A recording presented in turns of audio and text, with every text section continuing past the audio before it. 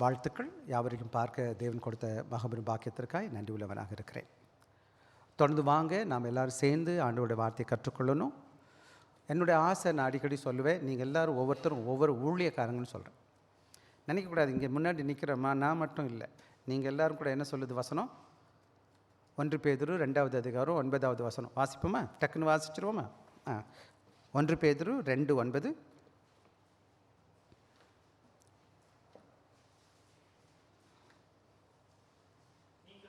நீங்களோ, அப்படி கவனம் பார்க்கணும்.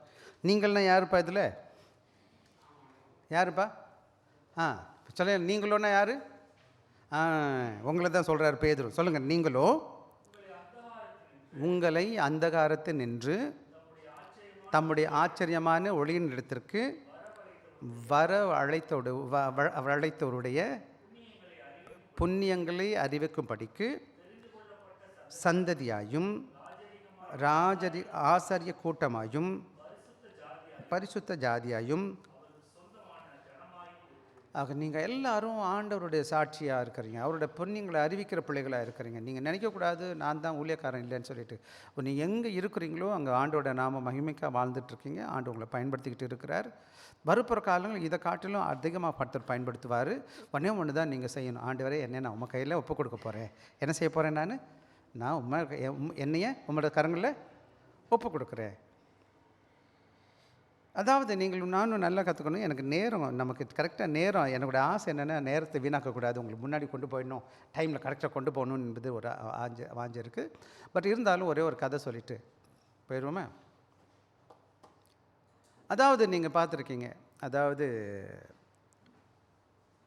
கிரிக்கெட் மட்டை பார்த்துருக்கீங்களா?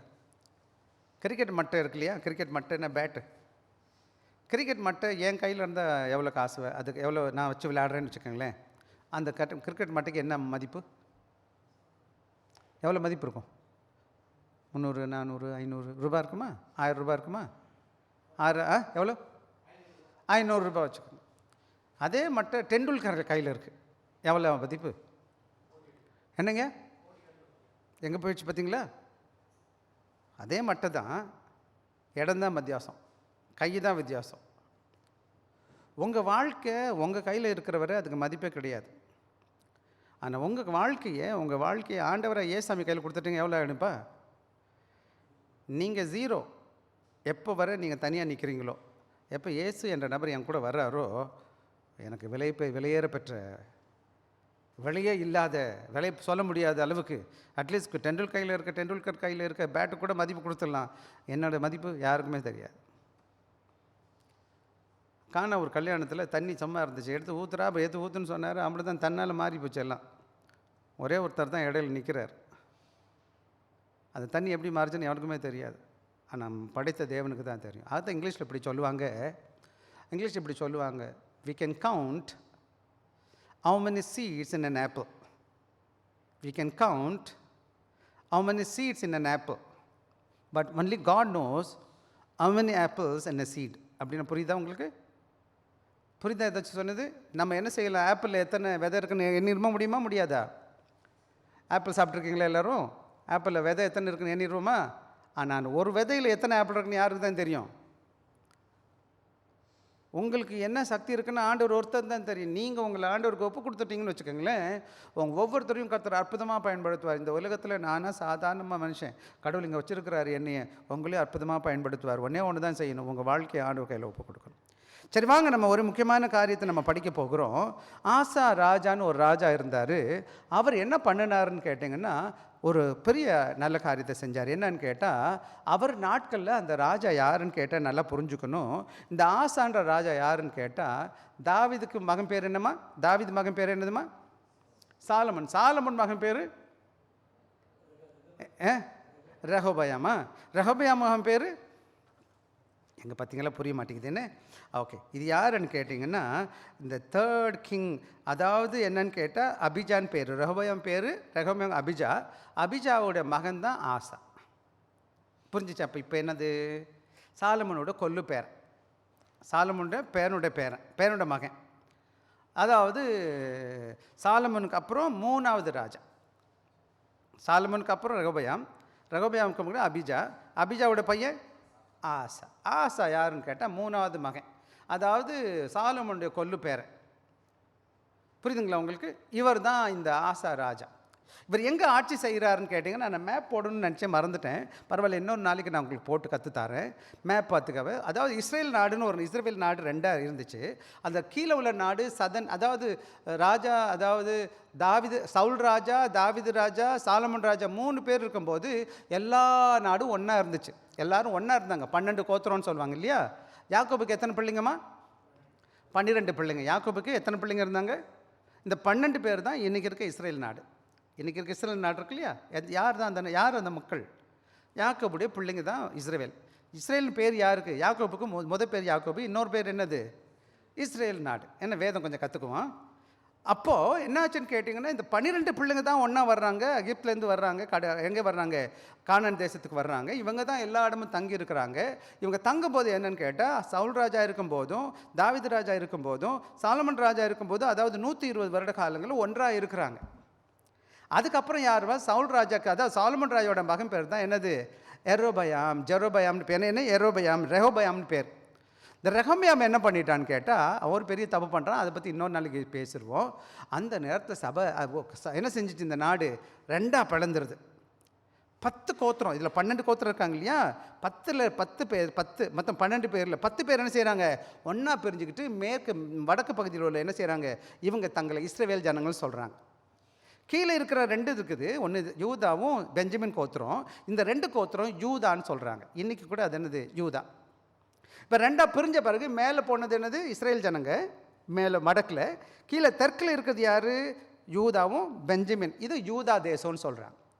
இதுக்கு தலைநகரம் யாருன்னா எருசலேம் பட்டணம். இங்கே தான் என்ன இருக்குது? தேவனுடைய ஆலயம் இருக்குது. இப்போ இதுக்கு தான் ரெகோபயாம் யாருக்கு? ரெகோபயாமுக்கு அப்புறம், அதாவது இங்கே நம்ம பார்க்குறோம், ரெகோபயாமுக்கு அப்புறம் அபிஜாக்கு பக்கத்தில் பின்னாடி யார் வந்தது? ஆசா ராஜா என்ன செய்கிறாரு? ஆட்சி செய்கிறார். இப்போ தான் நடக்கிற காரியம். ஒரு சில காரியங்கள் நம்ம பேசிட்டு அடுத்த கதைக்கு நம்ம போக போகிறோம். பல வேலைகளில் நம்மளுடைய வாழ்க்கையில் என்ன நடக்குதுன்னு கேட்டிங்கன்னா, நான் இங்கே பார்த்துட்டு வேதம் முழுவதும் நான் பார்க்கும்போது என்ன நடக்குதுன்னு கேட்டிங்கன்னா, கடவுளோட பிள்ளைங்க முன்னாடி தாவீது ரொம்ப பக்தியான நல்ல வைராக்கியமான ஊழியக்கார். வேதம் சொல்லுது, தாவீதை போல் ஒரு மனுஷன் என்ன செய்யுது? இல்லை. தேவனுடைய இருதயத்துக்கு ஏற்ற மனுஷன் சொல்லுது. தேவனுக்கு ரொம்ப பிடிச்ச மனுஷன் யார்? தாவீது. சாலமன் என்ன பண்ணார்? அப்படி இல்லை, ஆட்டம் போட்டார். எத்தனை மனைவி அவருக்கு? மொத்தம் 1000, 300, 700, 1000 பேர் ஆட்டம் போட்டார் வச்சுக்கோங்க. எப்படி இருந்திருக்கான் அவன் வாழ்க்கைன்னு யோசிச்சுக்கோங்க. அவன் காலத்தில் என்னது? வீடு கட்டுறது, மாடி கட்டுறது, கோடி கட்டுறது, ரொம்ப புத்திசாலி. சில வேலை புத்தி நிறைய பார்த்தாலும் ஒரு வாழ் தான் பண்ணுவோம் நம்ம. என்ன சரி இப்படி பண்ணிட்டேன். இவருக்கு அப்புறம் வந்தவர் தான் யார்? ரெகோபயாம் என்ன பண்ணலை? அங்கே வந்து ஜெரோபயாம்னு ஒருத்தன் இருக்கான். சாலமன் காலத்தில் என்ன செஞ்சிட்டான்? ஓடிட்டான் எகிப்துக்கு. அவன் ஓடி வர்றான். அப்போ ரெகோபயாம் வந்து ஜெரோபயாம்கிட்ட கேட்குறான். ஜெரோபயாம் வந்து ரெகோபயாம்கிட்ட 2 பேரும் பேர் ஒரே மாதிரி இருக்குல்ல. ஜே போட்டால் ஓடி போனவன், ஆர் போட்டால் அதுதான் யார் மகன்? சாலமன் மகன் ரெகோபயாம்கிட்ட வந்து கேட்குறான், அவங்க அப்பா ரொம்ப கடினமாக இருந்தார்ப்பா, என்னைய கொஞ்சம் அன்பை நடத்து, நான் உன் கூட இருக்கிறேன். இந்த ரெகோபயாம் என்ன பண்ணனான்னு கேட்டான். வயசானவங்கள்ட்டெல்லாம் ஆலோசனை கேட்டான். அப்போ சொன்னாங்க, ஆமாம் உங்கள் அப்பா செஞ்சது தப்பு, நீ அன்பாக இரு, சமாதானமாக இரு அப்படின்னு. யார் சொன்னது? ரெகோபயாம். இந்த வயசானவங்களாம் இருந்தாங்களா, அப்பா கூட வேலை பார்த்தவங்களாம், அந்த மந்திரிமாரெலாம் சொல்லிட்டாங்க.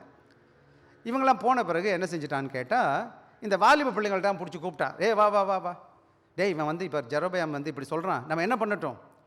நீ சொல்லு, எங்கள் அப்பாவோட எப்படி மோசமாக நான் நடந்துவேன்னு சொல்லிட்டு அதுக்கு ஒரு வசனம் இருக்காங்க. என்ன அப்படி அவன் சொல்கிறான். உடனே அவனுக்கு வர்றான். ஜெரோபயாம் 3 நாள் கழிச்சு வர்றான். வந்த உடனே இவன் எப்படி சொல்கிறான்? எங்கள் அப்பா வேணாலும் கம்மியாக பண்ணுனா நான் என்ன பண்ணுவேன்? மோசமாக நடந்துக்குவேன்னு சொல்லிட்டு அந்த இடுப்பு அந்த ஒரு மாதிரி வசனம் சொல்லியிருக்கு. அதில் என்ன சொல்லிட்டு என்ன செய்கிறான்? உடனே இவனுக்கு கோவம் வந்துடுது. யாருக்கு? ஜெரோபயாமுக்கு போகிறான். உடனே 10 கோத்திரத்தை தான் பிரிச்சுக்கிட்டு என்ன செஞ்சிடறான்? நாட்டை 2ஆக பிரிச்சது யார் காரணம்? இந்த ரெகோபயாம். பல வேலைகள் ஆலோசனை நம்ம கேட்குறோம் பார்த்தீங்களா? நல்லவங்ககிட்ட ஆலோசனை கேட்கணும், கெட்டவங்ககிட்ட ஆலோசனை கேட்கக்கூடாது. வயசு முதிர்ந்தவங்ககிட்ட, பக்குவமானவங்ககிட்ட கேட்கணும். சின்ன பிள்ளைங்களுக்கு பக்குவம் இல்லாதவங்ககிட்ட போய் ஆலோசனை கேட்கக்கூடாது. சரி, இது ஒரு பெரிய பாடம். நம்ம பின்னாடி நாட்கள் அது பின்னாடி சந்திப்போம். அப்படி இருக்கும்போது தான் 2 நாடு 2ஆக பிரிஞ்சிருச்சு. 10 கோத்திரம் எங்கே போயிடுறாங்க? இஸ்ரவேல் ஜனங்களாக போயிடுறாங்க. கீழே இருக்கிற 2 கோத்திரம் பேர் என்னது? ஒன்று யூதா தான் தாவீது சந்ததி. அதனால தான் இயேசு கிறிஸ்து பின்னாடி வரப்போகிறார். அது தாவீதோட குமாரன் சாலமன், அபிஜா கூட ஆஷா. இப்போ என்ன நடக்குதுன்னு கேட்டிங்கன்னா, தாவீது எந்த அளவுக்கு ஆண்டவருக்கு பிரியமான பிரியமாக இருந்தானோ அதை போல் யார் கிடையாது? சாலமோன் கிடையாது. அதுக்கப்புறம் ரெகொபெயாம் கிடையாது, அவனமாம் கிடையாது. ஆஷா காலத்தில் என்ன கிடையாது? அங்கே தேவ பயமும் கிடையாது, பக்தியும் கிடையாது, எல்லாம் காணா போயிடுச்சு. நல்ல வேலை, இந்த ஆசை கொஞ்சம் நல்ல ராஜா. அவன் என்ன செய்கிறான்னு பார்த்தீங்கன்னா, அதை தான் இன்றைக்கி நான் உங்களோடு கூட பேச போகிறேன். என்ன நடக்குதுன்னு கேட்டிங்கன்னா, அன்பான பிள்ளைகளே, பல வேலைகளை நம்ம என்ன பார்க்குறோன்னு கேட்டிங்கன்னா, இந்த ஆசா ராஜா என்ன செய்கிறாருன்னு கேட்டிங்கன்னா, தேவ பிள்ளைகள் தேவனை விட்டு வெளியில் போனதை பார்த்துட்டு அவர் எப்படி மறுபடியும் தேவனை நோக்கி பார்க்குறாங்க என்பதை தான் இன்றைக்கி நம்ம பார்க்க போகிறோம். எனவே நம்முடைய வாழ்க்கையில் நல்லா புரிஞ்சுக்கணும். விசேஷமாக நம்ம எல்லாரும் நம் சீர்திருத்தப்படி அழைக்கப்பட்டு இருக்கிறோம். சீர்திருத்தம் என்பது எங்கேயோ நடக்கிற காரியம் இல்லை, என் வாழ்க்கையில் நடக்கணும், என் குடும்பத்தில் நடக்கணும். இதுக்கு முன்னாடி நான் எப்படி இருந்தேன் என்பது முக்கியம் கிடையாது. கேட்க வேண்டிய பாடம் என்னன்னு கேட்டிங்கன்னா, ஒவ்வொரு காலகட்டத்திலையும் சந்ததியாக நான் பார்த்துருக்கேன் வேதத்தில். பல வேலைகளில் ஆண்டவருக்கு பிரியமாக இருந்த தாவீதை விட்டுட்டு அவனோட பேரன் பிள்ளைகளும் அவன் பிள்ளைகளும் பார்க்கும்போது ஆண்டவரை விட்டு என்ன செஞ்சுட்டாங்க? தூரமாக போயிட்டாங்க. அப்படி எப்படி தெரியும் அவங்க உண்மையாக இருந்தாங்களா இல்லையான்னு வேதத்தின் அடிப்படையில்னு கேட்டால், எப்போ ஒருத்தவங்க தேவனுடைய வார்த்தைக்கு கீழ்ப்படிந்து தேவனுக்கு பிரியமாக ஆராதிக்கிறாங்களோ அந்த ஆராதனை தேவனுக்கு பிரியமான ஆராதனை.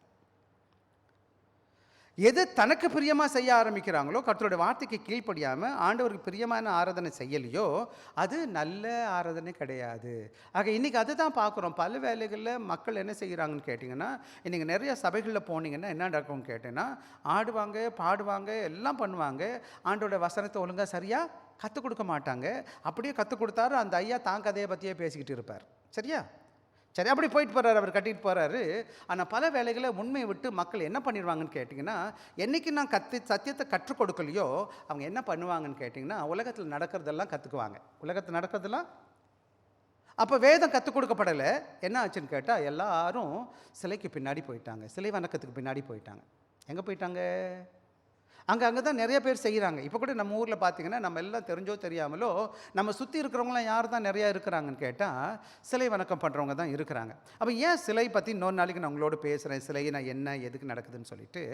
சிலை என்பது ஒன்மண்டல் எல்டலேனின்னு சொன்னது மாதிரி கடவுள் அப்படிப்பட்டவராக இல்லை. யாருமே கடவுளை பார்த்தாங்களா? கற்பார் பாசகப்பார் யாரும் செஞ்சு பார்க்க முடியுமா? கடவுளை செய்ய முடியுமா நம்ம கையிலால்? நம்ம கடவுளோட மகிமையை என்ன பண்ணுகிறோன்னு கேட்டிங்கன்னா, சின்ன உருவத்துக்கும் பொருளுக்கும் என்ன செய்கிறோம்? ஒப்பாக்கிறோம். அதான் பவுல் சொல்கிறார். சரி, போகட்டும். என்ன செஞ்சிட்டாங்கன்னு கேட்டிங்கன்னா, இவங்க என்ன செய்கிறாங்கன்னா, உண்மை என்ன பண்ணுறாங்கன்னு கேட்டிங்கன்னா, சிலை வணக்கத்துக்கு பின்னாடி மக்கள் போயிடுறாங்க. அப்படி இருக்கும்போது உண்மையான கணித தேவ பிள்ளைகள் என்ன செய்கிறாங்க, அந்த காலகட்டத்தில் ஒருத்தர் 2 பேர் வருவாங்க. அவங்க என்ன செய்வாங்க? மக்களை திருப்பி எங்கே கொண்டு போவாங்க? ஆண்டவரை ஆராதிக்க கொண்டு போவாங்க. அதை தான் இங்கே பார்க்குறோம். இது சும்மா உலகத்தில் அரசியல் சீர்திருத்தம் கிடையாது, இது ஆவிக்குரிய சீர்திருத்தம். என்ன சீர்திருத்தம் தம்பிங்களா? எப்படி இருக்குது? வார்த்தையின் அடிப்படையில் வார்த்தையை மையமாக வச்சு வார்த்தைக்கு ஆராதனை செய்யணும், அவர் வார்த்தைக்கு கீழ்ப்படியணும். என்ன கீழ்ப்படியணும்? ஆண்டவர் வார்த்தை கீழ்ப்படியணும். வாங்க ஒவ்வொன்றா நம்ம பேசுவோம். இப்போ ஒவ்வொன்றா பார்க்கலாம். இந்த விசேஷமாக 1வது அதிகாரத்துலேருந்து 8வது வசனம் வாசிக்க போகிறோம். 15வது அதிகாரத்தை எடுத்துக்கங்க, நிறுத்தி நிதானமாக எனக்காக வாசிங்க. அப்பொழுது தேவனுடைய ஆவி ஓதேத்தின் குமாரனாக இறங்கினதினால் எதிர்கொண்டு போய் நோக்கி, ஆசாப்பே யூதா, 2 ராஜ்யம் சொன்னேன், யூதா பென்யமன் கொடுத்த ஜகல ஜனங்களே கேளுங்கள், நீங்கள் கர்த்தரோடு இருந்தால் அவர் உங்களோடு கூட இருப்பார். நீங்கள் அவரை தேடினா அவர் உங்களை வெளிப்படுவார். அவரை விட்டுட்டீங்கன்னு சொன்னால் உங்களை விட்டு விடுவார். அப்புறம் இஸ்ரவேலில் அநேக மெய்யான தேவனும் இல்லை, ஆசாரியனும் இல்லை. பார்த்திங்கன்னா என்ன நடந்துச்சு? தாவீது காலத்தில் தேவனோட வார்த்தையை பற்றி கொண்டிருந்தார், உண்மையாக இருந்தார், எப்படி இருந்தார். இப்போ ரொம்ப வருடமாக என்ன கிடையாது, அங்கே 3 காரியம் சொல்லியிருக்கு பாரு. அநேக நாளாய் மெய்யான தேவன், உண்மையான தேவனை ஆராதிக்கிறாங்களா கேட்டீங்கன்னா இல்லை, கிடையாது. 2வது என்ன கிடையாது? உபதேசிக்கிற ஊழியக்காரனும் கிடையாது, என்னை மாதிரி அவனுக்கு கற்றுக் கொடுக்கறதுக்கு ஆள் கிடையாது. அதுக்கப்புறம் எல்லாரும் என்ன கிடையாது? வேதமும் கிடையாது. இன்றைக்கி நிறையா வீட்டில் பார்த்தீங்கன்னாப்பா, நிறைய கிறிஸ்தவ வீட்டை பார்த்துருக்கீங்களா? என்ன இருக்குது? ஆண்டவரை தொழுகிறாங்களா? ஆராதிக்கிறாங்களா? நிறைய வீட்டுக்குள்ள என்ன போகிறதுக்கு இல்லை, சர்ச்சுக்கே போக மாட்டோம். சில வேளைகளில் போதிக்கிறாங்களா யாராச்சும்? கையில் பைபிள் இருக்கா வீட்டில்? தப்பு வீட்டில் இருக்கும். எப்பாச்சும் எடுப்போமா, நம்ம படிப்போமா? படிப்போமாயா? அப்போ எப்படி தெரியும் இதில் என்ன இருக்குன்னு? எது சரி எது தப்புன்னு எனக்கு எப்படி தெரியும்? உங்களுக்கு சொல்லித்தரேன். உங்களுக்கெல்லாம் சில பேருக்கு பிள்ளைங்க இருக்காங்க தானே? நீங்கள் இந்த வேதத்தை கற்றுக் கொடுக்கலன்னா, இந்த இதை நான் கற்றுக் கொடுக்கலன்னா, இன்றைக்கி இந்த உலகம் எல்லாத்தையும் கற்றுக் கொடுத்துரும். உலகம் எல்லாத்தையும் கற்றுக் கொடுக்குமா கொடுக்காதா? நீங்கள் என்ன நினைக்கிறீங்க? கற்றுக் கொடுக்குமா கொடுக்காதா?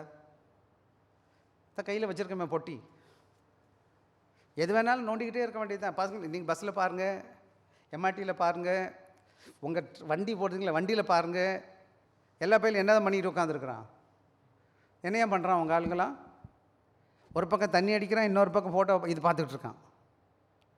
அது பஸ்ஸில் இருக்கட்டும், எம்ஆர்டியில் இருக்கட்டும், நடுத்தருவில் இருக்கட்டும், ரோட்டில் இருக்கட்டும், காட்டில் இருக்கட்டும், மேட்டில் இருக்கட்டும், எதையோ பார்த்துக்கிட்டே இருக்கிறான். அது சின்னதுலேருந்து கடைசி வர கிழமை வர என்னது, ஒவ்வொன்றும் ஏதோ சொல்லிக்கிட்டு இருக்கு.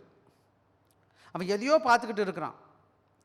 அதிகமான நேரங்களில் நல்லதே வர்றதில்லை. அதில் நம்ம மனசும் நல்லது இல்லை, ஏதாவது தப்பாக இருக்கிறத தான் பார்க்க தோணும். சத்தியம் சொல்லிக் கொடுக்கலன்னா என்ன ஆகிடும்னு கேட்டிங்கன்னா, சிறு பிராயத்துலேருந்து என் பிள்ளை என்ன சார், இப்போ கூட நான் பார்க்குறேன், சின்ன சின்ன பிள்ளைங்க சாப்பிடும்போது என்ன பண்ணிடுறாங்க, முன்னாடி அந்த இதை வச்சு விட்டுறாங்க, அந்த பொம்மை படம் பார்க்குறதுக்கு. அப்போ தான் அந்த பிள்ளை சாப்பிடுது.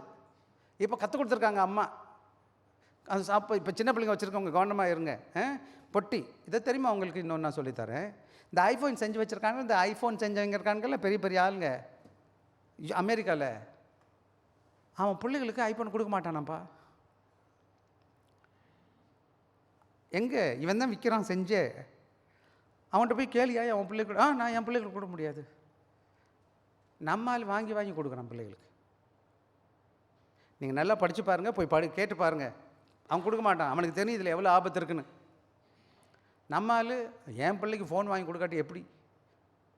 அது வரை என்ன ஃபோன் கையில் வச்சுருக்கேன், அது மரியாதை மதிப்பெல்லாம் இருக்குதான், அது அப்புறம் பேசுவோம். ஆக இன்றைக்கி நீங்களும் நானும் கவனமாக இருக்க வேண்டிய பாடம் என்னன்னு கேட்டிங்கன்னா, இன்றைக்கி பல வீடுகளில் உண்மையான ஆறுதனை கிடையாது, உண்மையான போதனை கிடையாது, உண்மையான வேத வசனம் கிடையாது. அப்படியே வேதம் இருந்தாலும் அதை பார்க்கறது கிடையாது. அதை எடுத்து தலைமாட்டில் வச்சு படுத்து தூங்குறதுக்கு தான் பயன்படுதே தவிர வேறு ஒன்றுக்கும் நம்ம பயன்படுத்தலை. 4வது வசனம் வாசிங்க தம்பிங்களா. தங்கள் நெருக்கத்திலே இஸ்ரவேலின் தேவனாகியை திரும்பி அவரை தேடின போது அவர் அவர்களுக்கு வெளிப்பட்டார். அக்காலங்களிலே போகிறவர்களும் உள்ளே வருகிறவர்களும் சமாதானமில்லை, குடிகள் மகா அமளி. அங்கே நிம்மதி கிடையாது, சந்தோஷம் கிடையாது. பணம் சம்பாதிக்கிறான், பொருள் சம்பாதிக்கிறான், எல்லாமே இருக்குது வீடுகளில். எல்லா விதமான காரு இருந்த கூட என்ன கிடையாது, ஓட்டப்பையில் போட்ட காசு ஓட்டப்பையில் போட்டிருக்கீங்களா? உங்கள் கையில் ஓட்டப்பை இருந்திருக்கா?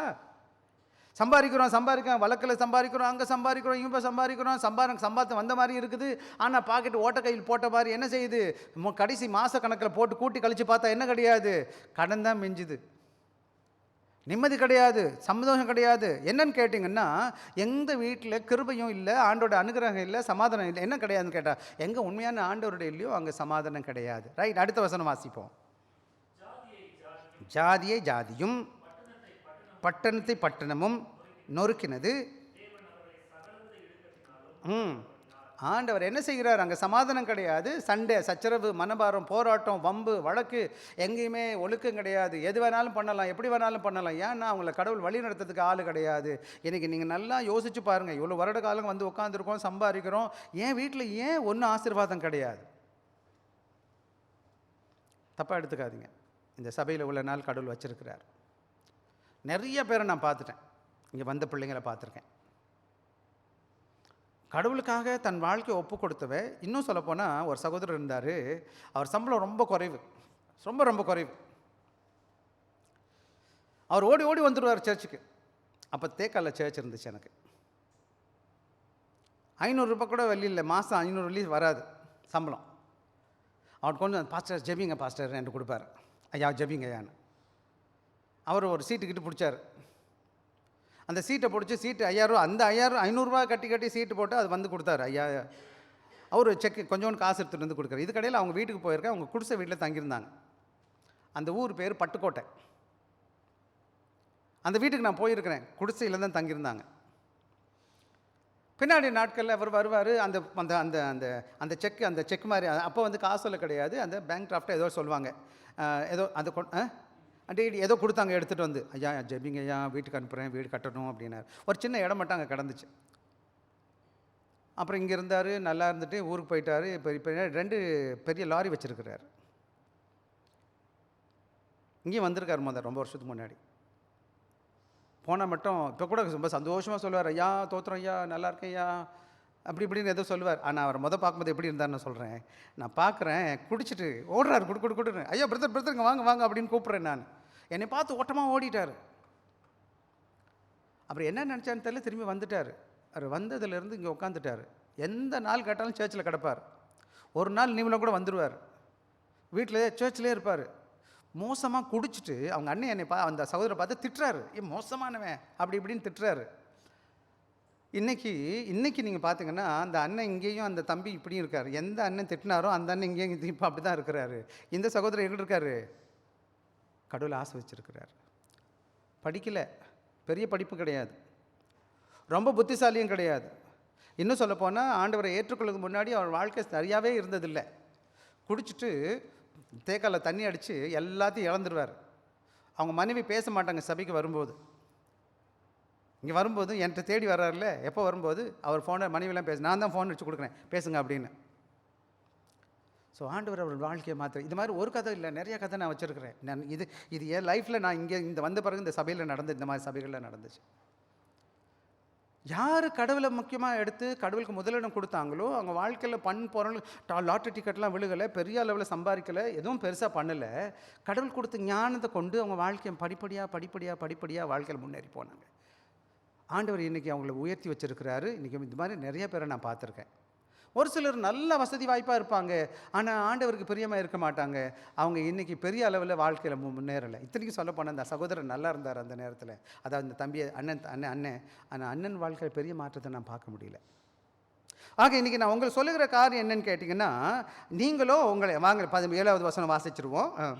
நீங்களோ உங்கள் கைகளை நெகிழ விடாமலும் திடன் கொள்ளுங்கள், பலன் உண்டு என்றான். ஆக யோதேத்து என்ன செய்கிறாருன்னு கேட்டால், இந்த சகோதரர் ஊழியக்கார் என்ன செய்ய 8வது வசனம் வாசிங்கப்பா.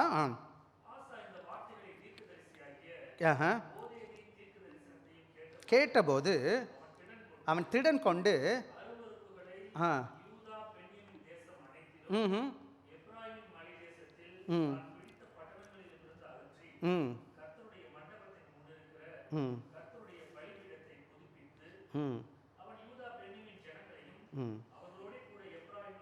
போதும் இப்போ 8 மட்டும் வாசிச்சிருவோம். ஆக இங்கே நடந்த காரியம் வேர்ட் கன்ஃபரன்ஸ் அண்ட் கன்ஃபார்ம்ஸ். உடனே இதை கேட்ட உடனே ஆசா ராஜாக்கு காதில் கேட்ட உடனே என்ன பண்ணிட்டாரு, இந்த வார்த்தை உள்ளே வந்த உடனே, எப்போதுமே நல்ல ஆராதனை நல்ல ஆரோக்கியமான சீர்திருத்தம் எங்கே தொடங்குதுன்னு கேட்டிங்கன்னா, call to reformation begins with word. அப்படின்னா என்ன அர்த்தம், நம்முடைய உண்மையான சீர்திருத்தம் எங்கேருந்து தொடங்கணும்னு கேட்டிங்கன்னா, வேத வசனத்தை 2வது வசனத்தை மறுபடியும் எனக்காக வாசிங்கப்பா. ஆசா இந்த வார்த்தைகளை கேட்டபோது திடன் கொண்டு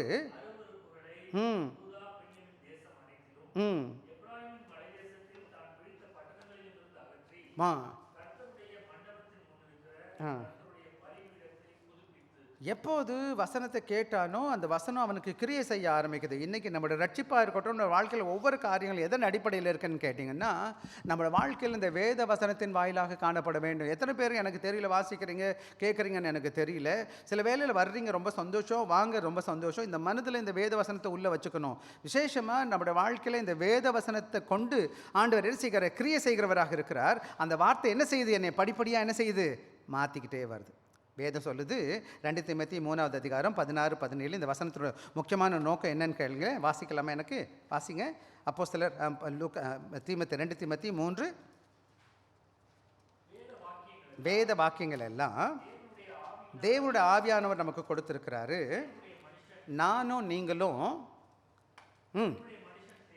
நாம் எல்லாரும் தேறின மனுஷனாகவும் எல்லா விதமான நற்கிரியைகளும் செய்ய தகுதி உள்ளவனாகவும் இருக்கும்படியாக நம்முடைய வாழ்க்கையில் உபதேசத்திற்கும் கடிந்து கொள்ளுதலுக்கும் சீர்திருத்தலுக்கும் ஆக இந்த அருமையான சாயங்கால வேளையில் நான் சொல்லுகிற காரியம் என்னன்னு கேட்டிங்கன்னா, உங்கள் பிள்ளைகளுக்கும் உங்களுக்கும் அஸ்திபாரம் என்னவா இருக்கணும்னு கேட்டேன். இந்த வேத வசனத்தின் மூலமாக காணப்படுவேன். என் பிள்ளைகளுக்கு தங்கம் கொடுக்கலாம், வெள்ளியை கொடுக்கலாம், எல்லாத்தையும் இழந்து போயிடுவான். ஒரு நாள் இது என்ன செஞ்சிடறான், உலகத்தில் போய் எப்படி வேணாலும் வாழ்ந்து சம்பாரிச்சுக்கலாம்.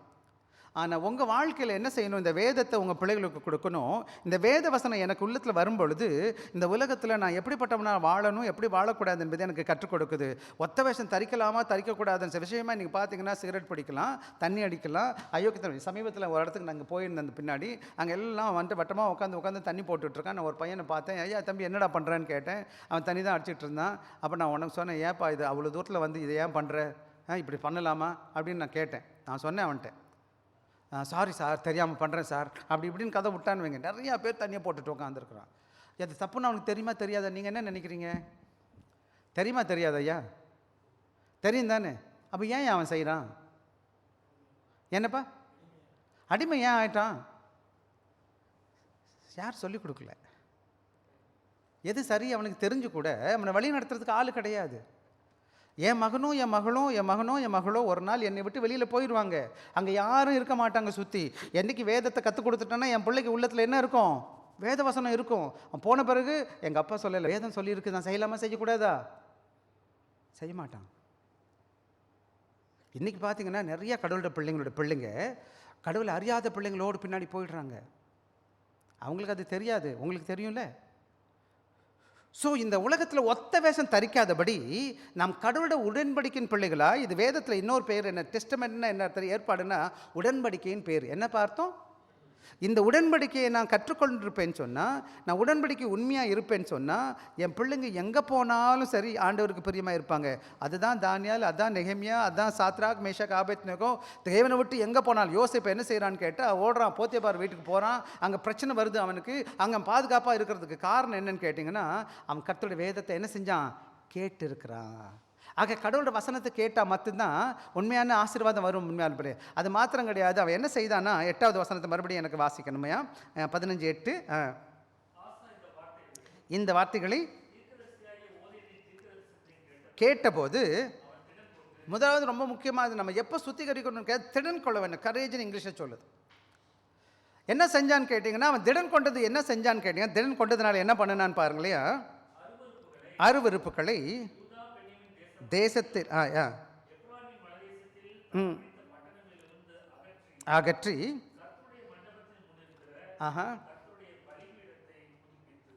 என்ன செஞ்சான்னு கேட்டிங்கன்னா, அங்கே இருக்கிற எல்லா விதமான தேவனுக்கு பிரியமில்லாத காரியங்களை அகற்றான். முதலாவது கவனமாக அவனை கர்த்தருடைய வார்த்தையை கேட்டான். ரெண்டாவது அவன் திடம் கொண்டான். தினம் கொண்டது மாத்திரம் கிடையாது, பல வேலைகளில் சில வேலைகளுக்கு தப்பு செய்யும்போது நம்ம பார்த்து கண்ணை மூடிட்டு போயிடுவோம். பார்த்தீங்கன்னா எனக்கு தைரியம் கிடையாது, புரியுங்களா உங்களுக்கு? ரெண்டாவது சில வேலைகளில் சில காரியங்கள் அவன் செய்யும்போது என்ன செய்வோம், தைரியமாக நின்று பேச மாட்டான். ஆனால் இந்த ராஜா என்ன செய்யலைன்னு கேட்டிங்கன்னா, பயப்படலை. கடவுளுக்கு முன்னாடி நின்றுட்டு என்ன செய்யறான், தைரியமாக என்ன செய்யறான், என்ன தேவ சித்தத்துக்கு கீழ்ப்படுகிறான். அவன் இருதயத்தை தேவனுக்கு என்ன செய்யறான், ஒப்பு கொடுக்குறவனா இருக்கிறத நீங்கள் பார்க்க முடியும். அதுதான் வாசிக்கலாம் எனக்காக 19வது வசனம் கூட.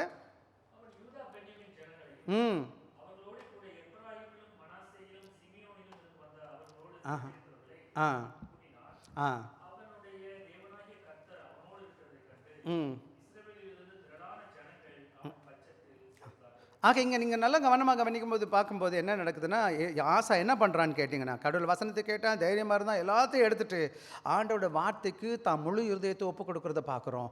அதே போல் நீங்களும் நானும் இந்த இடத்துல வருகிறோம், ஆராதிக்கிறது நல்லது, தேவனோட சாட்சியை கீழ்ப்படுகிறது நல்லது. ஆனால் என்ன செய்யணும், இந்த வார்த்தைக்கு கீழ்ப்படிந்து நடக்கணுமே தவிர இந்த சமுதாயத்தில் நடக்கிற பாரம்பரியத்துக்கு பின்னாடி போகக்கூடாது. இந்த உலகம் சொல்கிறதெல்லாம் நான் செஞ்சுட்டு இருக்கக்கூடாது என்பதை நான் புரிஞ்சுக்கணும். உண்மையான ஆவிக்கிற மறுமலர்ச்சி அல்லது புதுப்பிக்கிறது எப்போ நடக்குதுன்னு கேட்டால், ஆண்டோட வார்த்தை கேட்டுட்டு அதுக்கு கீழ்ப்படிந்து உடனே தாமதிக்கக்கூடாது. சரி, அடுத்த கதைக்கு வந்துடுவோம். 9வது வசனத்தை மறுபடியும் வாசிக்கலாம். 10-11 வாசிக்க தம்பிங்களா. வருஷம் 3ஆம் மாதத்தில் கூடி வைகளில் வார்களையும்.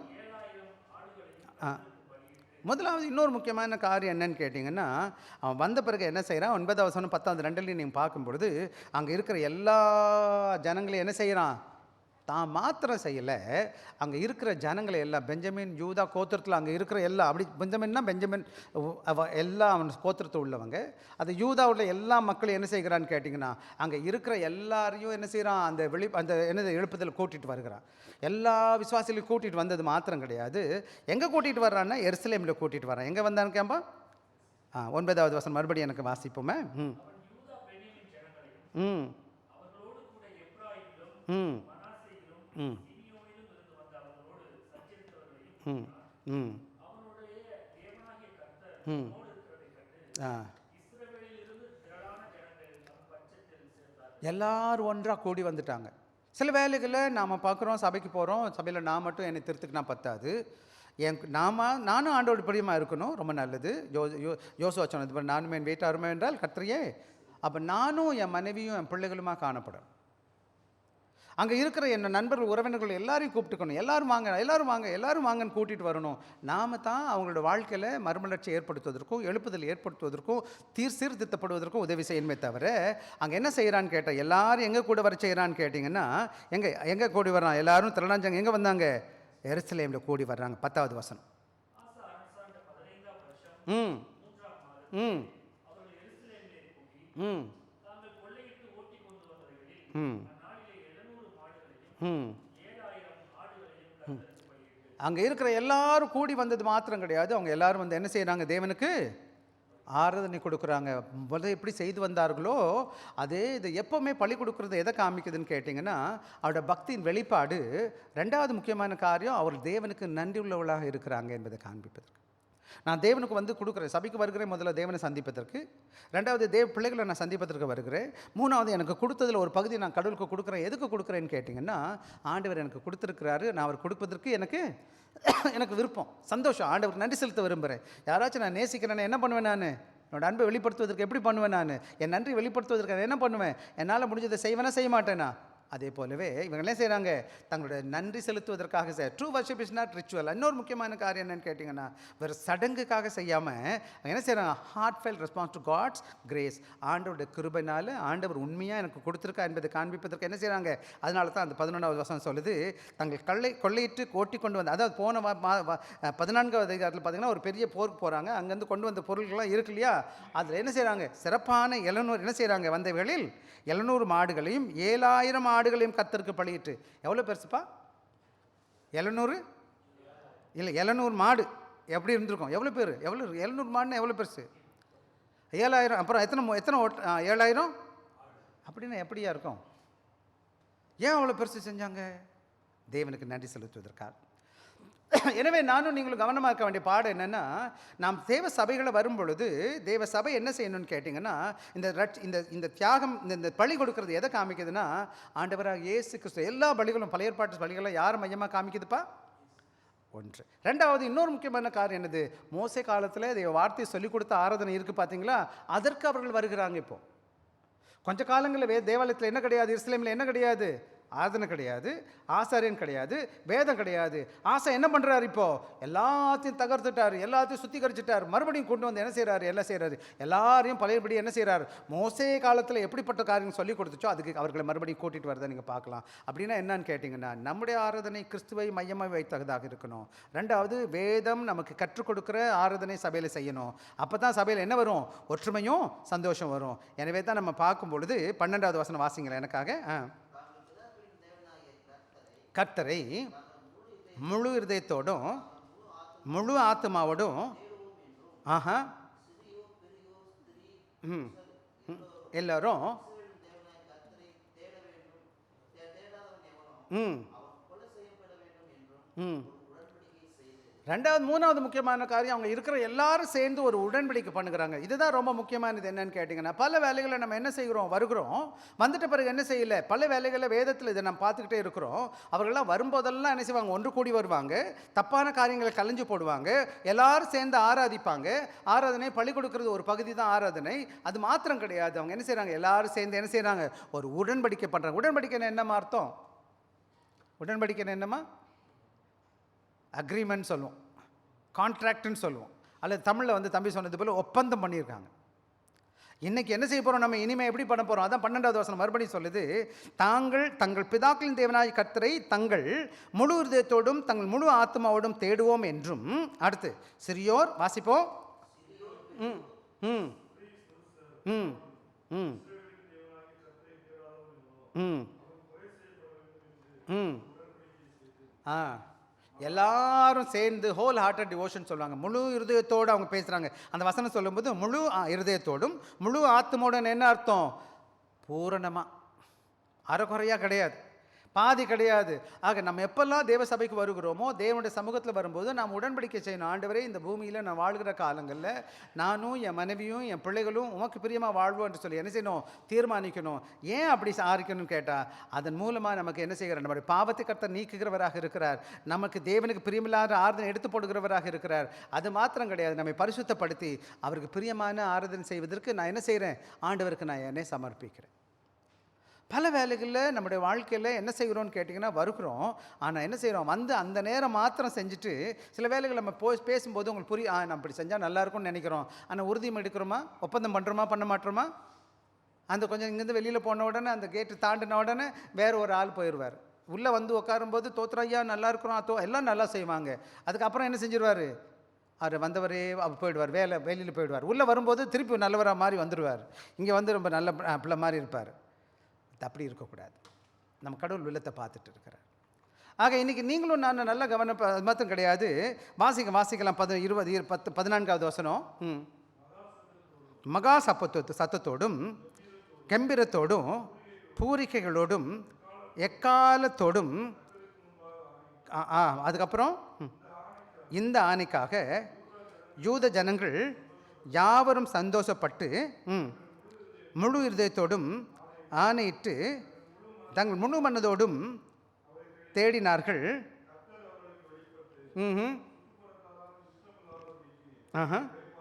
ஆக இங்கே நடக்கிற காரியம் என்னன்னு கேட்டிங்கன்னா, எப்போது உண்மையாக நான் தேவனை ஆராதிக்கிறேனோ, அப்போ எப்போது தேவ வார்த்தைக்கு தேவ பிள்ளைகள் கீழ்ப்படுகிறார்களோ, அங்கே என்ன நடக்குதுன்னு கேட்டால், எல்லாரும் ஒற்றுமையாக வர்றாங்க மட்டும் கிடையாது, அங்கே பெரிய என்னது நடக்குது?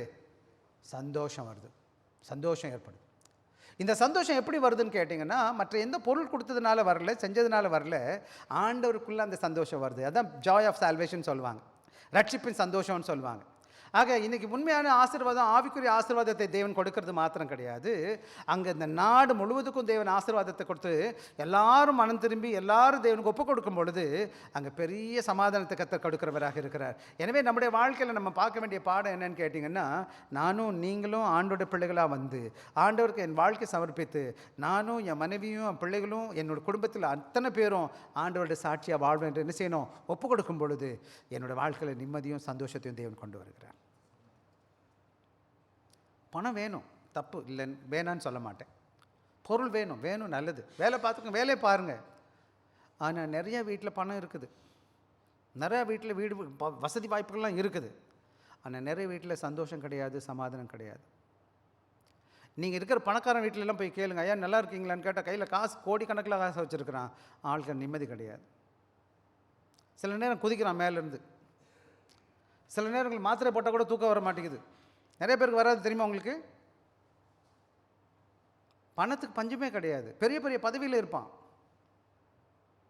அதே சமயத்தில் தேவனுடைய பிள்ளைகளாக நாம் இந்த பெரிய அளவுக்குள்ள பொன் பொருள் ஆஸ்தி அந்தஸ்து சொத்து சுகங்கள் இல்லாத போது கூட, என்னைக்கு நானும் என் மனைவியும் என் பிள்ளைகளும் ஆண்டவருக்கு பிரியமாக வாழ்கிறோமோ, அந்த வீட்டுக்குள்ளே தேவ அனுகிரகத்தை காண முடியும், ஆண்டோட கிருபை காண முடியும், ஆண்டோட சமாதானத்தை காண முடியும்.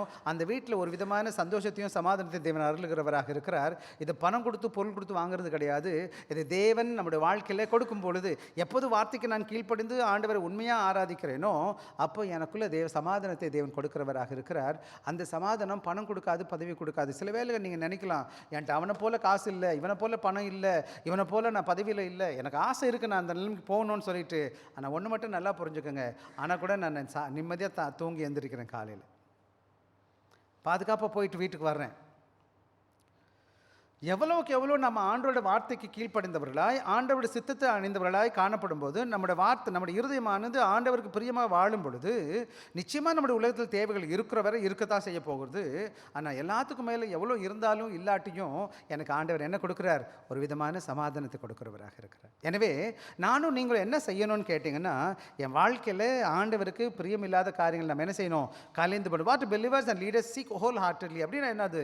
நம்ம முழு இருதயத்தோடு எப்படி இந்த யூத ஆசா என்ன செய்யறான்? தன் தேவனுடைய பிள்ளைகளை எல்லாரும் முழு இருதயத்தை, அந்த வசனம் 15 மறுபடியும் வாசிங்கன்னா அவர் என்ன செய்யுது? 15 மறுபடியும் வாசிங்கப்பா. இந்த ஆணிக்காக யூத ஜனங்கள் யாவரும் சந்தோஷப்பட்டார்கள்.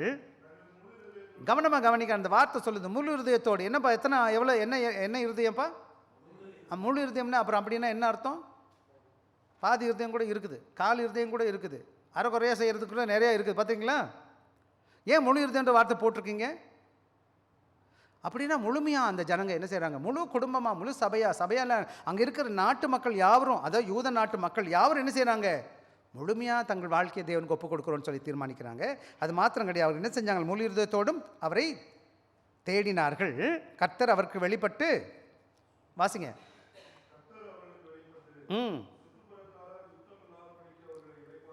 எப்போது நீங்கள் தேவனை தேடுகிறீர்களோ, அதான் இங்கிலீஷில் சொல்லுவாங்க, நீங்கள் கடவுள காரியத்தை பார்க்கும் பொழுது, கடவுள் சித்தத்தை செய்யும்போது உங்கள் வாழ்க்கையில் வீட்டுக்குள்ளே நிம்மதி மாத்திரம் கிடையாது, வீட்டை சுற்றி வெளியிலையும் என்ன இருக்கும்? அதான் நடக்குதாங்க.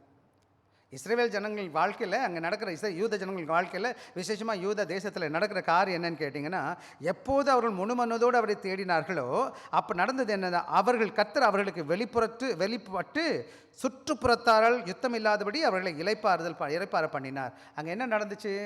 இப்போ பார்த்தா இஸ்ரேல் நாட்டில் என்ன நடந்துட்டுருக்கு? 2 வருஷம் ஆச்சு.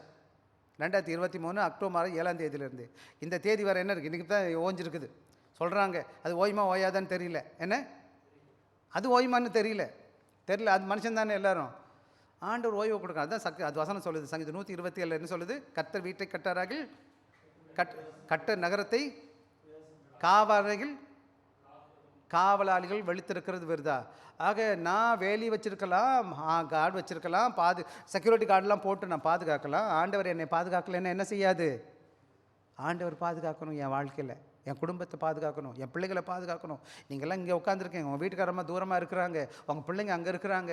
யார் கூட இருக்கிறா? பிள்ளை போகும்போது வரும்போது பள்ளிக்கூடத்துக்கு போகும்போது யாரையா பார்த்துக்கிட்டு இருக்கா அந்த பிள்ளைய?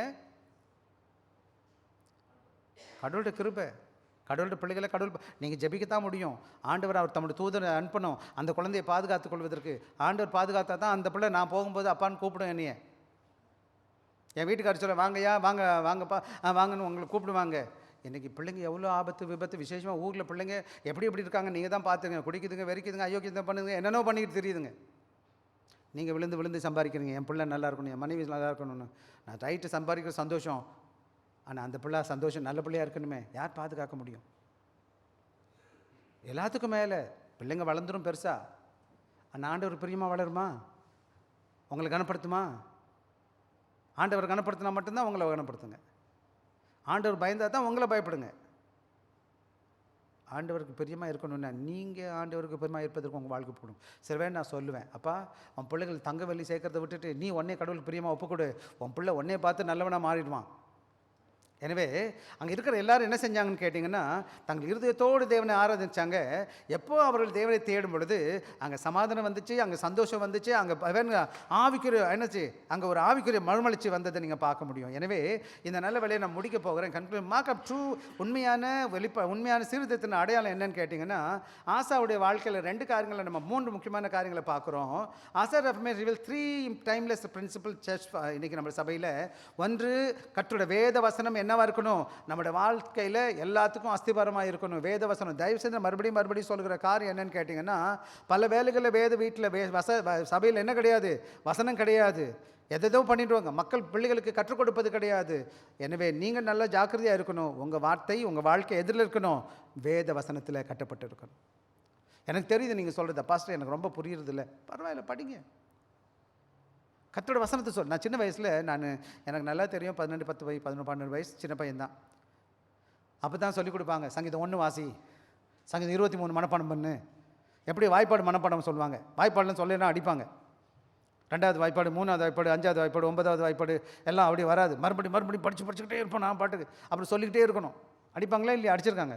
அதே போல் சங்கீதமும், பைபிள் சங்கீதம் சொல்லணும், எல்லா புத்தக பேரும் சொல்லணும். சங்கீதம் 1 துன்மார்க்கருடைய ஆலோசனை நடவாமலும் பாவிகள் வழி இல்லாமலும் பரியாச உட்கார் அப்படியே வசனத்தை என்ன செய்வோம்? 3வது தான் படிக்கிறேன், 2வது தான் படிக்கிறோம். எல்லாரும் போட்டி போட்டு சொல்லிக்கிட்டு கிடப்போம். அதுக்கப்புறமா நான் அப்போவே எங்கள் அப்பா அம்மா கூட இருக்கலை, வெளியில் வந்துட்டோம். ஆனாலும் கட்டங்களோடு பழகும்போது கூட இந்த வேதவசனம் எனக்கு ஞாபகப்படுத்திக்கிட்டே இருந்துச்சு. நீ கடவுளோட பிள்ளை, துன்மார்க்கருடைய ஆலோசனையில் நடவாமலும் பாவிகளுடைய வழியில் பரியாசக்கார் உட்காரும் இடத்தில் இரவும் பகலும் வேதத்தில் தியானமாக இருந்து அவருடைய வேதத்தில் பிரியமயமாக இருக்கிற பாக்கியவான். அவன் நீர்க்கால் ஓரமாய் நடப்பட்டு தன் காலத்தில் தன் கனியை தந்து வாய்க்கும். துன்மார்க்கரோ காற்று பறக்கடிக்கும். எனக்கு அன்னைக்கு சின்ன பிளேஸில் கற்றுக் கொடுத்தாங்க. சங்கீதம் 23, சங்கீதம் 15, சங்கீதம் 121, சங்கீதம் 120, இந்த மாதிரி நிறைய வேத வசனம் சொல்லிகிட்டே போகலாம். அன்றைக்கி நம்ம படித்தோம். இன்றைக்கி உங்கள் பிள்ளைகளுக்கு நீங்கள் கற்றுக் கொடுங்க. உங்களுக்கு பிரச்சனை வரும்போது, மனவாரம் வருது, இந்த பைபிள் இல்லாட்டி கூட இந்த வசனம் படிச்சிருக்கேன் பார்த்தீங்களா, அப்படியே லைட் எரியும். அந்த வசனம் உள்ளே பேசும். அந்த வசனம் இன்றைக்கி வர பாதுகாத்துருச்சு என்னை. இன்றைக்கி வர பைபிள் இல்லாத போது எங்கே போனாலும் ஆண்டோட வசனம் என்னை பேசிக்கிட்டே இருக்குது. ஆக முதலாவது வேத வசனம் நம்முடைய வாழ்க்கையில் நம்முடைய சீர்திருத்தத்தை ஏற்படுத்தணும். 2வது true must be God centred not man centred. நம்முடைய ஆராதனையானது தேவனை மையப்படுத்தி இருக்கணுமே தவிர மனிதனை மையத்ததாக இருக்கக்கூடாது. கர்த்தருடைய கிருபையினால் கிறிஸ்துவின் மூலமாக மாத்திரம் நம்ம ஆராதனைக்கு காணப்பட வேணும். இந்த வேத வசனம் சொல்லுகிறபடி நம்ம ஆராதிக்கணுமே தவிர நமக்கு பிரியமாக தேவனை ஆராதிப்பது நல்லது கிடையாது. இன்றைக்கி மக்களை பிரியப்படுத்துவதற்காக தேவ ஆராதனை நடந்துட்டு இருக்கு. ஆனால் நான் நல்லா புரிஞ்சுக்கோங்க, தேவனை மகிமைப்படுத்துவதற்காக நம்முடைய ஆராதனை நம்ம பங்கு கொள்ளணும். விசேஷமாக இந்த ஆராதனை யாருடையது? அவருடையது. அவர் இந்த சபைகளை ஜனங்களை யார் கொண்டு வந்தால்? அவருடைய ஜனங்கள். இந்த சபை எப்படி தான் நடக்கணும்? ஆண்டவருக்கு பிரியமாக, மனுஷனுக்கு பிரியமாக இருக்கணும், அவருக்கு பிரியமாக இருக்கணும். அது மாத்திரம் கிடையாது. எப்போல்லாம் நம்ம கூடி வருகிறோமோ அப்போல்லாம் நம்முடைய என்ன புதுசாக வரும்போது, எப்போல்லாம் சண்டையில் வருகிறோமோ அப்போ நான் ஒரு உடன்படிக்கையை செய்யணும், ஒரு ஒப்பந்தம் பண்ணணும். ஆண்டவரே, என்னுடைய வாழ்க்கையில் உமக்கு பிரியமாக வாழ்வதற்கு எனக்கு சக்தியை தாங்க. நான் மாத்திரம் கிடையாது, முழு குடும்பமாக சபையாக இணைந்து செய்யணும். ஆண்டவரே, எங்களை உமது பிள்ளைகளாக, உமது ராஜ்யத்தின் பிள்ளைகளாக பார்த்துக்கொள்ளுங்க. எதுக்காக நான் செய்யணும்? ஆண்டோட மகிமைக்காக. யாருடைய மகிமைக்காக தம்பி? தேவனுடைய மகிமைக்காக. இப்படி நீங்கள் செய்யன்னு சொன்னேன், எங்கே இருந்தாலும் சரி கடவுள் உங்களுக்கு ஒவ்வொருத்தரையும் ஆஸ்வதிப்பார். நான் முடிக்க போகிறேன் இன்றைக்கி வேகமாக. ஆசா வாழ்க்கையில் ஒரு பெரிய தைரியம் வந்துச்சு. தைரியம் வந்தது மாத்திரம் கிடையாது, அங்கே இருந்த சிலை எல்லாத்தையும் உடைச்சி தள்ளி போட்டான். 3வது என்னச்சா, தேவனுக்கு பிரியமாக எல்லாரும் தங்கள் வாழ்க்கையை ஒப்பு கொடுத்தாங்க. ஒப்பு கொடுத்தது மாத்திரம் கிடையாது, எல்லாரும் சேர்ந்து தேவனுக்கு பலி கொடுத்து தேவனை ஆராதித்தாங்க. எல்லாரும் ஒற்றுமையாக குடும்பமாக இணைந்து உண்மையாக. அதே போலவே நம்முடைய வாழ்க்கையில் நம்முடைய சபையில் என்ன செய்யணும்னு கேட்டால், நாமே ஆராய்ஞ்சு பார்க்கணும். எது தேவனுக்கு பிரியமில்லையோ அதை களைஞ்சு போட்டுட்டு முழுதத்தோடு ஆண்டவரை தேடி நம்முடைய வாழ்க்கை தேவனுக்கு ஒப்பு கொடுப்போம்னா என்ன இருக்கு? நம்மையும் ஆஸ்வதிப்பார், நம்முடைய சபையை ஆஸ்வதிக்கிறது. ஒவ்வொரு குடும்பமும் ஆண்டவர் பிரியமாக இருக்க முடியும். ஒரே ஒரு உதாரணத்தை சொல்லி நான் முடிக்க விரும்புகிறேன். எனவே நம்முடைய விசுவாசம் என்ன செய்யுது? வெறும் கடமைக்காக இல்லாதபடி உண்மையான விசுவாசத்தோடு கூட ஆராதனை செய்து கர்த்தருக்கு கீழ்ப்படிந்திருக்கணும் என்பது தான் நமக்கு இன்றைக்கி சாயங்கால வேலையில் நம்ம கற்றுக்கொண்டோம். ஒரே ஒரு காரணத்தை சொல்லிட்டு நான் முடிக்க விரும்புகிறேன். நமக்கு எல்லோரும் தெரியும், காம்பஸ்ன்னு சொல்லுவாங்க. காம்பஸ் பார்த்துருக்கீங்களா? அதாவது எப்பயாச்சும் போனீங்கன்னா அது என்ன செய்யும்? ட்ரூ நார்த் காமிக்கும். நார்த்துனா எதுக்கு வடக்குன்னு காமிச்சிக்கிட்டே இருக்கும். அந்த வடக்கு இருந்துச்சுன்னா மற்ற டைரெக்ஷன் நம்ம என்ன செஞ்சுக்கலாம், கண்டுபிடிச்சோம். இந்த காம்பஸ் இப்போ கப்பல்லாம் போகுது பார்த்தீங்கன்னா, கடலில் போயிட்டுனா எங்கே போகிறோன்னு தெரியாது. அது என்ன தான் தெரியும்? அதுக்கு அந்த காம்பஸ் வச்சுருப்பாங்க. அந்த காம்பஸ் என்ன செய்யும்னு கேட்டிங்கன்னா, அந்த என்ன செய்யும்? எப்போ பார்த்தாலும் எங்கே காமிச்சிட்ருக்கோம்? நார்த்து காமிக்கும். வச்சுக்கோங்க, இந்த காம்பஸுக்கு ரிப்பேர் ஆகிப்போச்சு, என்னாகும்? எங்கே போகணும் தெரியுமா உங்களுக்கு? ஸோ இதே மாதிரி தான் என்னைக்கு நம்ம வேத வசனத்தின் சத்தியத்தின்படியை விட்டு நடக்க முடியாமல் போயிட்டோம்னா, இந்த காம்பஸ் சரியாக இல்லைன்னா, இது என் மனசுக்குள்ளே இல்லைன்னா, இந்த வேத தூக்கிட்டு இதில் என்ன சொல்லியிருக்குன்னு எனக்கு தெரியலன்னா என்ன போவேன்? எங்கே போவேன் நான்? கப்பல் எங்கே போகும்? அது எங்கே வேணாலும் போகும். கிழக்க போகிறதுக்கு மேற்க போகும், மேற்க போகிறதுக்கு எங்கேயோ போய் நிற்கும் கடைசியில். உங்கள் வாழ்க்கையில் சரியான காம்பஸ் வச்சுருக்கும் வேத வசனம். எனவே சபை என்பது வேத வசனத்தின்படி, வேத வசனத்தின் திசையில் அது நடத்துகிற வழிபோக்கில் நாம் போகணுமே தவிர, அது கர்த்தராக இயேசு கிறிஸ்துவின் பின்னணியில் போகணுமே தவிர, அந்த கிறிஸ்துவின் இயேசு தான் என்பது உண்மையான என்னவாக இருக்கிறார்? வடக்காக இருக்கிறார். யார் தான் உண்மையான வடக்கு? ட்ரூ நார்த் யார்? ஏசு கிறிஸ்து. ஏசு கிறிஸ்துவ மட்டும் நான் பார்த்துக்கிட்டே போயிட்டுருப்பேன்னு வச்சுக்கோங்களேன், நான் எந்த பக்கமும் என்ன செய்ய மாட்டேன்? வழி விலகி போக மாட்டேன். எனவே வாங்க கண்ணை மூடி ஜெபிப்போம். நான் சொன்னது உங்களுக்கு